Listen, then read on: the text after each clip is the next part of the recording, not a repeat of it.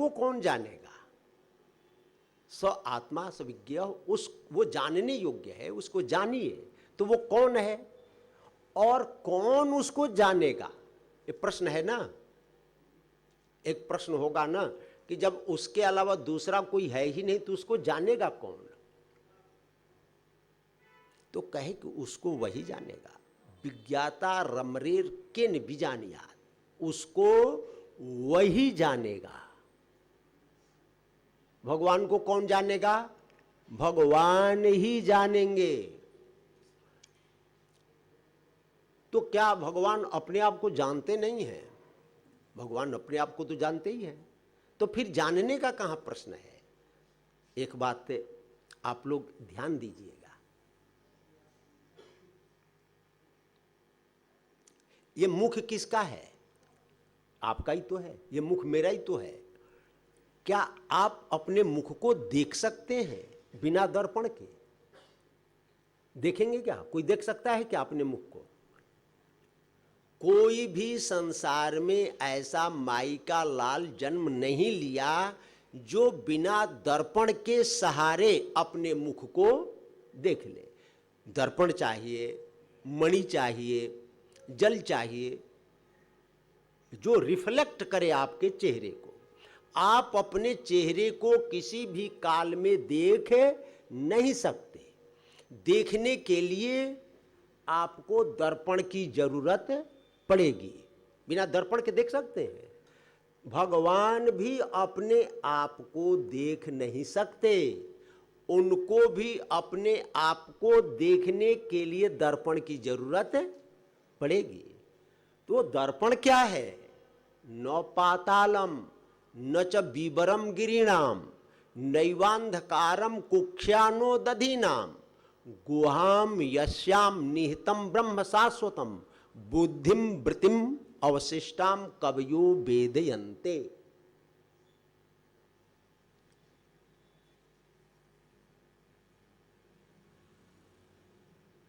वो दर्पण क्या है? जिसमें हम अपना मुख से देख सकें, यानी आत्मा अपने आप को देख सके। वो पता है दर्पण कौन है? ये बुद्धि ही दर्पण है। बुद्धि क्या चीज है? दर्पण है। कांच, ऐनक, शीशा, बुद्धि शीशा है, दर्पण है, जिसमें आत्मा अपने आप को देखता है। और अपने आप को देखने के बाद फिर दर्पण की अब कोई जरूरत है? आपने देख लिया। बार बार यदि अपने आप को दर्पण में ही देखते रहेंगे तो आप अपने स्वरूप में प्रतिष्ठित नहीं हो सकेंगे। कोई दूसरा काम नहीं कर सकेंगे। उसी में देखते रहे कि हम तो ये हैं, हम तो ये हैं, तो आप फिर दूसरा काम नहीं करेंगे। फिर होगा क्या? वो दर्पण को हटाना पड़ेगा। जैसे ही आत्मा अपने आप को बुद्धि रूपी दर्पण में देखता है, उसी समय वो बुद्धि रूपी दर्पण नष्ट हो जाती है, समाप्त हो जाती है। उसी को बोलते हैं स्वरूपावस्थिति, उसी को बोलते हैं निर्बीज समाधि, उसी को बोलते हैं निर्विकल्प समाधि, उसी को बोलते हैं कैवल्य, उसी को बोलते हैं निर्वाण। पुरुषार्थ शून्यानाम गुणानाम प्रतिपर्शवः कैवल्यम स्वरूप प्रतिष्ठावा चित्ति शक्ति ही। उसको क्या बोलते हैं? उस स्थिति का नाम, तब बुद्धि का संबंध आत्मा के साथ जो था वो समाप्त हो जाता है। तो भगवान केवल ज्ञान स्वरूप हैं, अभिज्ञ स्वर अभिज्ञ। उनके ज्ञान के प्रकाश में कुछ भी छिपा नहीं रहता, सब कुछ जानते हैं। क्यों जानते हैं? सर्वज्ञ वही होता है जो सर्वत्र होता है, जो सब जगह है, सब देश में है, सब काल में है, सर्व रूप में है, वही सर्वज्ञ होता है। हम लोग अल्पज्ञ हैं। हम हिंदी जानते हैं, पंजाबी नहीं जानते हैं, तो हम कैसे सर्वज्ञ हो गए? कोई पंजाबी जानता है, अंग्रेजी नहीं जानता है, तो सर्वज्ञ कैसे हो गया? कोई अंग्रेजी जानता है, फारसी नहीं जानता है, तो कैसे सर्वज्ञ हो गया? कोई मनुष्य की भाषा जानता है, पक्षी की भाषा नहीं जानता है, तो सर्वज्ञ कैसे हो गया? कोई पृथ्वी की भाषा जानता है और अन्य लोगों की भाषा नहीं जानता है, वो सर्वज्ञ कैसे हो गया? तो सर्वज्ञ वही होता है जो सब जगह होता है, वही तो होगा सर्वज्ञ। सबकी भाषा जान जाए, सबके हृदय की बात जान जाए। भगवान को हृदय बिहारी क्यों कहा जाता है? अब मेरी इच्छा हो रही कि मैं रसगुल्ला खाऊं, लेकिन आपको क्या पता? आपको तो पता नहीं है। लेकिन हमारे हृदय में बैठे हुए जो भगवान हैं वो जान जाते हैं कि ये रसगुल्ला खाना चाह रहा है। भगवान को क्यों हृदय बिहारी कहा जाता है? घट घट बासी क्यों कहा जाता है? सर्वज्ञ क्यों कहा जाता है? सब कुछ जानते हैं। चिट्टी की भाषा को भी जानते हैं, हाथी की भाषा, घोड़ा की भाषा, सबकी भाषा जानते हैं। सबके हृदय में बैठे हैं, सब जगह हैं। जो सर्वज्ञ होगा वो सर्वत्र होगा, सब देश में होगा, सब काल में होगा। अभिज्ञ स्वराट, भगवान स्वयं प्रकाश हैं। भगवान को क्या कहा जाता है? स्वयं प्रकाश। स्वधिष्ण्यम प्रतपन प्राणो बहिश्च प्रतपत यशो एवं विराजम प्रतपन तपत्यंतर बहि पुमान। जैसे सूर्य है तो सूर्य स्वयं प्रकाश है। सूर्य को प्रकाशित करने के लिए दूसरे प्रकाश की जरूरत नहीं है, उसी के प्रकाश से सब प्रकाशित है। सबको प्रकाशित करते हुए वो अपने आप में प्रकाशित रहता है। वैसे भगवान भी, ब्रह्म भी सबको प्रकाशित करते हुए, प्रकाश यानी ज्ञान, ज्ञान यानी प्रकाश है। सबको भगवान ज्ञान स्वरूप है। वही भगवान आपको भी ज्ञान दिए हैं, ज्ञान रूप में आपके अंदर है, सबके अंदर है। एक पशु के अंदर भी है, पक्षी के अंदर भी है, हाथी घोड़ा सबके अंदर वही है। परे बरे में, प्रहलाद जी तो कह रहे थे परे बरे में स्त्री जंगम आए। जड़ चेतन सब में भगवान व्याप्त है, लेकिन दिखाई नहीं पड़ते हैं।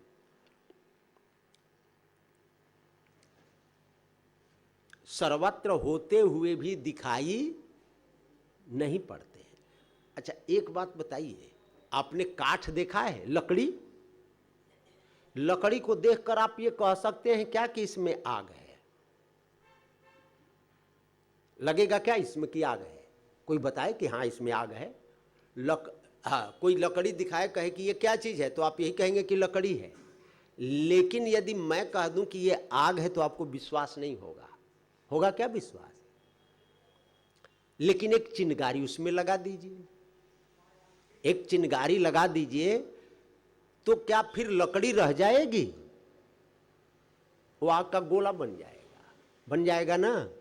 और आग का गोला बन करके लकड़ी के अस्तित्व को मिटा करके वो आग भी मिट जाएगा। आग मिट करके कहाँ जाएगा? अपने तेजस तत्व में विलीन हो जाएगा। तो आज भी लकड़ी के रूप में भी वो अपने तेजस तत्व में ही है, तेजस तत्व के बाहर हो ही नहीं सकता है। लेकिन अभी हम उसको लकड़ी के रूप में देख रहे हैं। दारुस्वग्नि मिव स्थितम, जैसे लकड़ी के अंदर अग्नि व्याप्त है, दिखाई नहीं पड़ती है, उसी प्रकार भगवान सर्वत्र हैं लेकिन दिखाई नहीं पड़ते हैं। अच्छा ये मैं पूछूं कि ये उंगली में भगवान है कि नहीं है, तो आप कहेंगे कि नहीं उंगली में तो भगवान नहीं है। यही कहेंगे ना कि उंगली में भगवान नहीं है। ये हम कहें कि उंगली में भगवान है, तो आप कहेंगे कि नहीं नहीं उंगली में कैसे भगवान होंगे?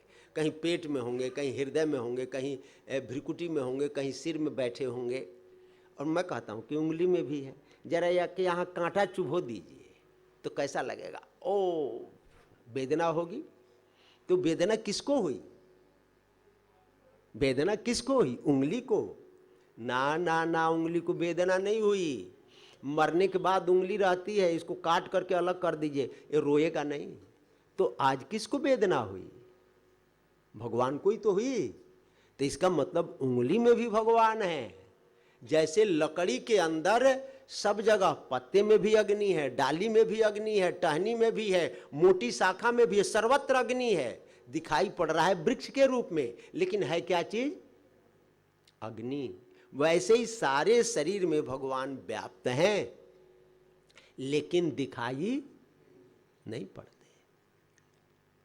क्योंकि भगवान को देखेगा कौन? जड़ तो देख नहीं सकता है। ये आंख जड़ है। आंख क्या चीज है? जड़ है। तो जड़ भला भगवान को कैसे देखेगा? आंख से कौन देख रहा है?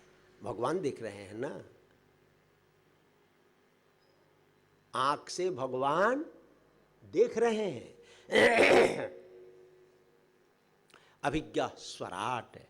तो वो भगवान अपने आप प्रकाशित हैं, ज्ञानवान हैं, और उन्हीं के ज्ञान से हम लोग भी ज्ञानवान बने हुए हैं। कैसे? जैसे आकाश सर्वत्र व्याप्त है। इस घर के अंदर भी आकाश है। आकाश है ना? है?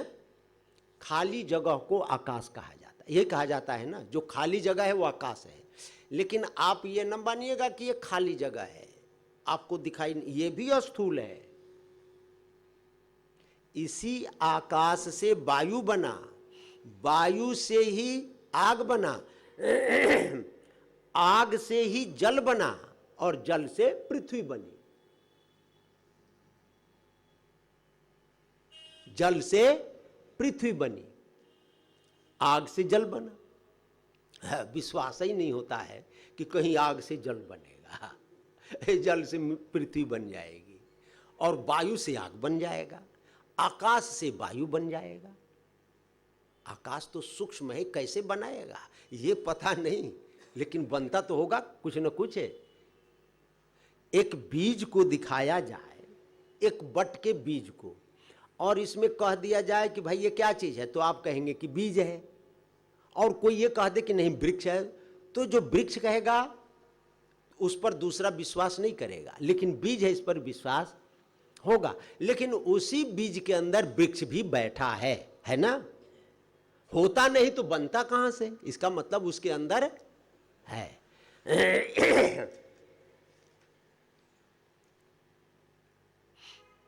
अभिज्ञा तेने ब्रह्म हृदय आदि कवये मुह्यन्ति यत् सूरय। उसी ने ब्रह्मा के हृदय में संपूर्ण वेदों का ज्ञान प्रदान किया। वेद को यानी ज्ञान, वेद को क्या कहेंगे? ज्ञान। वेद यानी ज्ञान। ज्ञान को भगवान ने ब्रह्मा के हृदय में दिया, अपने आप डाल दिया। जैसे कोई पढ़ता है, पढ़ करके ज्ञान प्राप्त करता है, किताब में पढ़ करके, और ऐसे गुरु जी मिल जाएं कि पढ़ाएं नहीं और ज्ञान दे दे। तो भगवान ऐसे ही मास्टर हैं, वो पढ़ाते नहीं, जिसके ऊपर कृपा करते हैं उसको ज्ञान दे देते। अब किसी के पास 10, 20, 50 हजार रुपया हो, कोई भिखारी आ गया मांगने के लिए, चलो भाई ले जाओ 500 रुपया, उसको मजदूरी नहीं करनी पड़ी, नहीं तो मजदूरी करने के बाद मिलता है। तो ब्रह्मा जी ने कुछ किया नहीं और उनको ज्ञान मिल गया। ज्ञान के संबंध में, वेद के संबंध में बड़े बड़े विद्वान भी मोहित हो जाते हैं। मुह्यन्ति यत् सूरयः तेजो वारि मृदाम यथा विनिमयो यत्र त्रिसर्गो मृषा।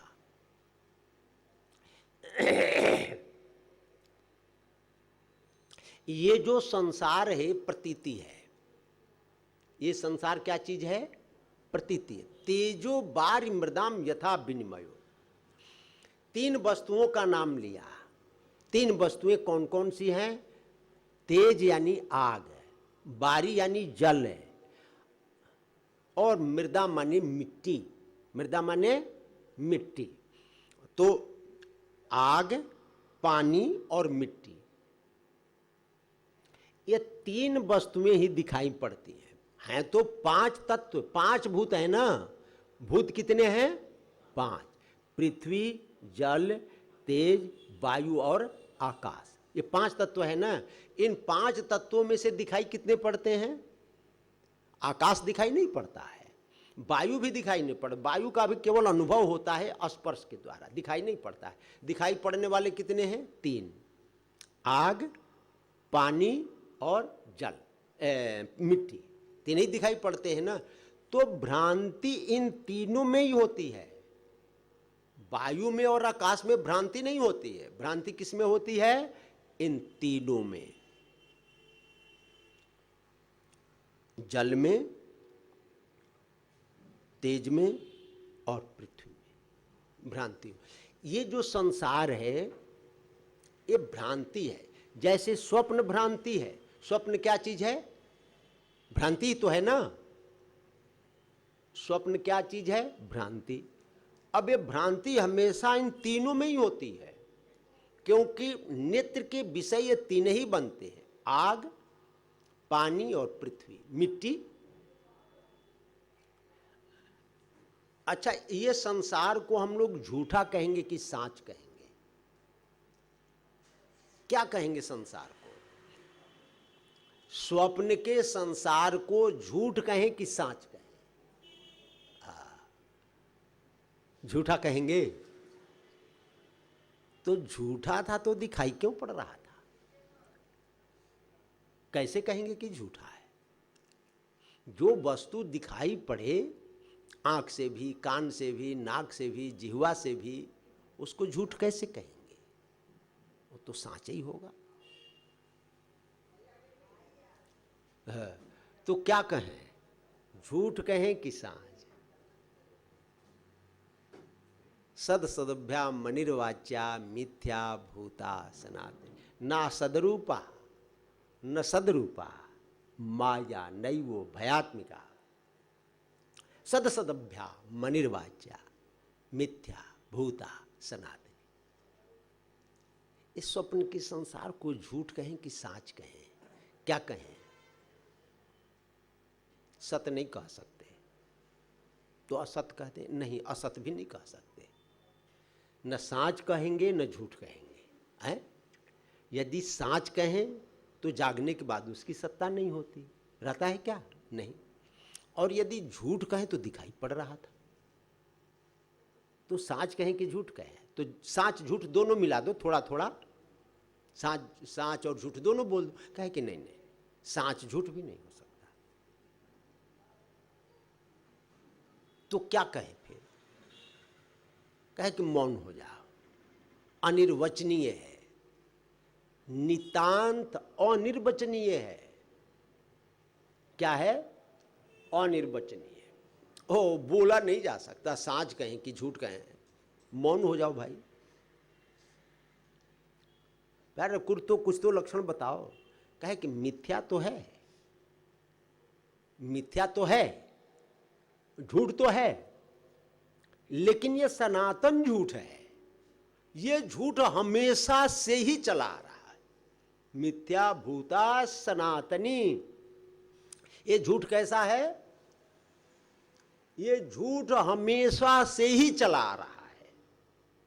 कब से चला आ रहा है ये पता नहीं। कब से ये झूठ की परंपरा चली है ये कोई पता। मिथ्या है लेकिन सनातनी है। तो माया है। भगवान को अनादि और अनंत कहा गया है। क्या कहा गया भगवान को? अनादि और अनंत। तो माया भी तो अनादि है। हाँ, कब से चली आ रही है सनातनी है, कोई पता नहीं, कोई डेट नहीं, कोई तारीख नहीं। जैसे भगवान डेट से अडेट है, कोई पता नहीं, वैसे ही माया भी है अनादि। अनादि के सनातनी है, लेकिन माया को अनंत नहीं कहा। माया को अनंत नहीं कहा। माया को क्या कहा? माया, भगवान जैसे अनादि अनंत हैं वैसे माया अज्ञान अनादि और अनंत नहीं है। फिर ये शांत है, अनादि तो है लेकिन शांत है। शांत? जी हाँ, शांत कैसे होगा? जो अनादि होगा वो शांत कैसे होगा? कहे कि होगा। जो स्वप्न देखता है, जब देखता है तो उसको स्वप्न का संसार सत्य प्रतीत होता है।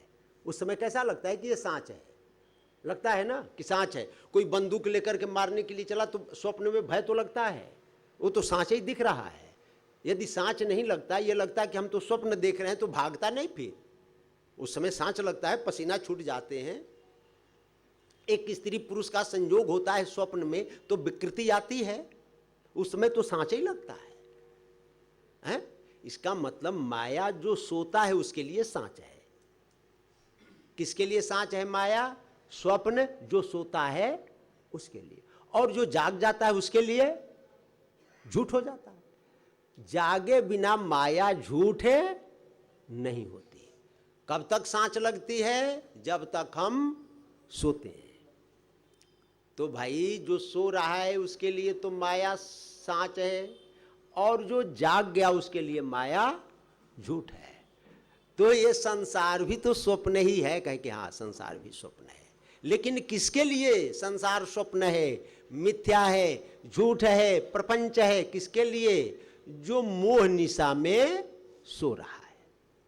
जो मोह निशा में सो रहा है उसके लिए माया सांच है, और जो मोह निशा से जाग गया उसके लिए ये संसार झूठ है।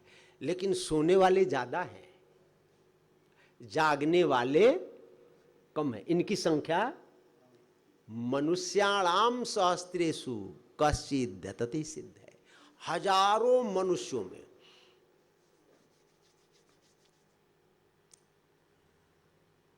एक बात आपको बताएं, हम लोग इस संसार में किस लिए आए हैं? हम लोग इस संसार में किस लिए आए हैं? अब दो बातें होंगी। इस संसार में आकर हम लोग दो काम कर सकते हैं। क्या क्या? एक तो प्रिय की प्राप्ति। प्रिय यानी प्रिय, शादी हो जाए, विवाह हो जाए, बाल बच्चे हो जाए, घर मकान बन जाए, हाथी घोड़ा आ जाए, पूरे संसार में मेरी कीर्ति फैल जाए, यही चाहते हैं ना?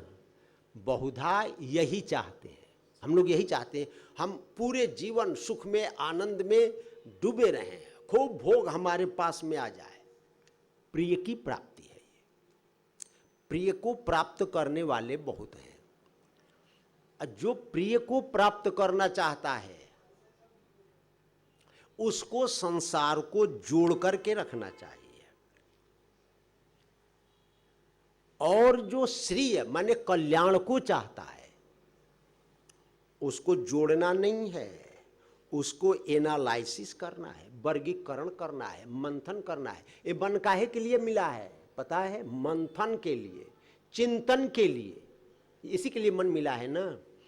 और बुद्धि मिली है निर्णय के लिए। बुद्धि काहे के लिए मिली है? निर्णय के लिए। चित्त काहे के लिए मिला है? चिंतन करने के लिए।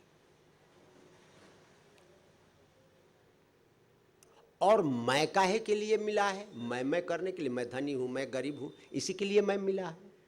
तो ये चारों अंतः की जो यंत्र हैं उसको अंतःकरण यंत्र कहते हैं।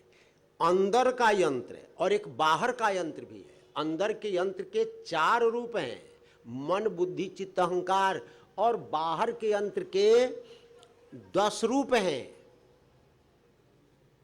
आंख कान नाक जीभ और त्वचा। इसको ज्ञान इंद्रिय बोलते हैं, जिससे ज्ञान को पकड़ा जा सके, विषयों को पकड़ा जा सके। और 5 कर्मात्मा माना जाता है, कर्म इंद्रियां, ज्ञानात्मनः कर्मात्मनः। 5 कर्म इंद्रियां हैं, हाथ पांव गुदा उपस्थ और मुख है। ये 5 कर्म इंद्रियां। तो 10 बाहर करण कहलाते, बाहर के यंत्र। ये यंत्रारूढ़ानिमय शरीर यंत्र है। इस यंत्र में 5 यंत्र अंदर हैं और 10 यंत्र बाहर हैं। यही है ना। तो आँख मिला है देखने को, कान मिला है सुनने को, जीभ मिला है स्वाद लेने को, कान मिला है सुनने को, त्वचा माने चमड़ी मिली है स्पर्श का अनुभव करने के लिए, हाथ मिला है काम करने के लिए, पाँव चलने के लिए, गुदा मल त्याग करने के लिए, उपस्थ आनंद भोगने के लिए, मुख बोलने के लिए। इतने ही तो हैं, इसके अलावा और दूसरा नहीं है।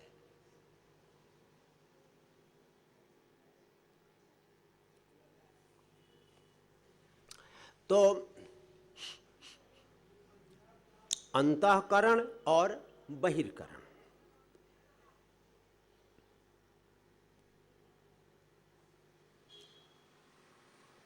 ये सब साँच हैं कि झूठ है? कहे भाई जो सो रहा है उसके लिए साँच है और जो जाग गया उसके लिए झूठ है। जागे बिना जब तक सो रहे हैं तब तक साँच लगेगा, जाग गए तो झूठ हो गया। मिथ्या भूता सनातनी, ये मिथ्या होते हुए भी सनातनी है। इसलिए जागने के लिए कहा कि जागो भाव, उत्तिष्ठत जागृत प्राप्य बड़ा निबोधत। महापुरुषों के पास जाओ तभी तो कोई समझाएगा। हम सो रहे हैं इसका ज्ञान हमको कैसे होगा? कोई समझाएगा तब होगा। तो अब ये संसार झूठ है कि साँच है, क्या कहा जाए? जो सोता है उसके लिए साँच है और जो जाग गया उसके लिए झूठ है। अच्छा, ये साँच लगता क्यों है? ये संसार साँच क्यों लगता है? स्वप्न का संसार साँच क्यों लगता है? क्योंकि उसे संसार का अधिष्ठान भगवान है, भगवान साँच हैं। तो भगवान साँच होने के कारण ये संसार भी साँच प्रतीत होता है। जैसे घड़ा को देखें तो घड़ा साँच लगता है ना, घड़ा है तो झूठ है, घड़ा झूठ है लेकिन साँच लगता है। कब तक साँच लगता है? क्यों साँच लगता है? क्योंकि वो मिट्टी से बना है। मिट्टी के साथ जब तक घड़े का संबंध रहता है तब तक घड़ा साँच दिखाई पड़ता है, और जब संबंध समाप्त हो जाता है तो घड़ा मिथ्या हो जाता है, यानी फूट जाता है।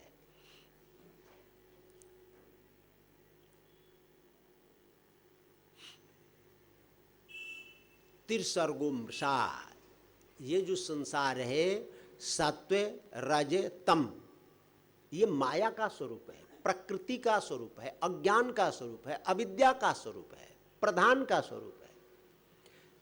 उसके कई नाम हैं। उसी को त्रिगुण कहते हैं, उसी को प्रकृति बोलते हैं, उसी को जड़ बोलते हैं, उसी को प्रधान बोलते हैं। ये सब माया के ही नाम है। झूठ के, झूठ भी बोलते हैं उसी को, अज्ञान भी बोलते हैं उसी को। ये सब माया के रूप हैं, माया के नाम हैं।